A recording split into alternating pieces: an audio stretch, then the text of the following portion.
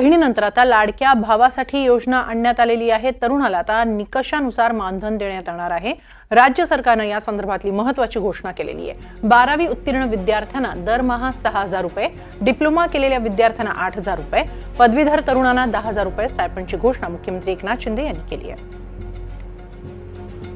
सरकारने यावेळेस मुख्यमंत्री माझी लाडकी बहीण योजना सुरू केली।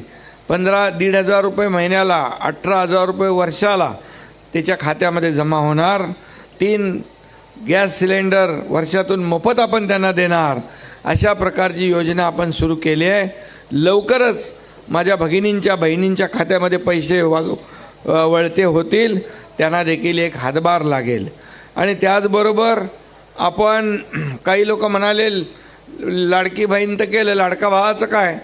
मग लाडका भावाचं पण केलं। आता जो 12वी झाला आहे त्याला 6,000, डिप्लोमा झाला आहे त्याला 8,000, डिग्री झाला आहे त्याला 10,000 रुपये महिन्याला।